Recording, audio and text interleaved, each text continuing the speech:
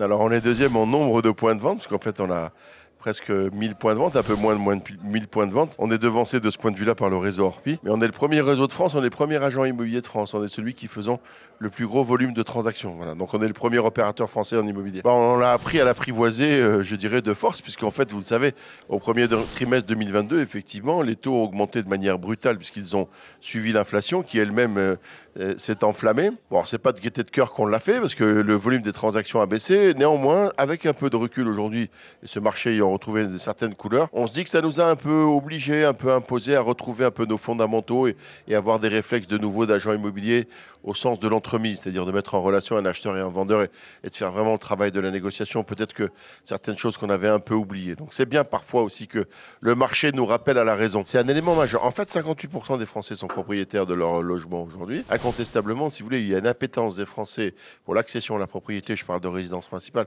L'investissement locatif, c'est une autre histoire. C'est la valeur refuge par excellence. Refuge dans tous les sens du terme. Refuge au sens capitalistique, au sens investissement, mais refuge aussi au sens de l'émotion. C'est ça que les Français, c'est de ça dont les Français ont envie aujourd'hui. J'ai plus besoin de le défendre. En fait, elles ont disparu, ces plateformes. On nous a expliqué sur les 10 dernières grandes années de l'immobilier où les marchés ont fait 900, 950, 1 million de transactions. Les nouveaux opérateurs sont arrivés, nous ont expliqué que on était des abrutis, que tout ce qu'on avait fait depuis 30 ou 40 ans, c'était totalement naze et obsolète. Moi, je me revendique d'un agent immobilier traditionnel. Mais c'est pas pour autant que je n'injecte pas d'innovation dans mes réseaux. Ce que j'observe, en fait, c'est que, nonobstant ce marché extrêmement favorable, toutes les plateformes auxquelles vous faites référence aujourd'hui, elles ont toutes disparu ou elles sont en voie de disparition. L'avenir, pour moi, il est extrêmement clair. On a une vision extrêmement limpide de la posture qu'on a envie d'avoir.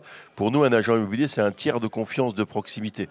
C'est un acteur local engagé dans la vie de la cité qui participe au même titre que les autres commerçants à l'organisation sociale de la cité. En revanche, il a une obligation morale et professionnelle d'être hyper compétent dans son domaine, de pouvoir accompagner les clients. Donc on a un rôle, si vous voulez, à assumer de ce point de vue-là, y compris dans la rénovation énergétique. Encore faut-il qu'on mette à notre disposition un attirail législatif et des possibilités de mise en œuvre qui soient réalistes et pas totalement irréalistes, puisqu'aujourd'hui on est enfermé dans un calendrier dont tout le monde sait très bien qu'on ne pourra pas le tenir.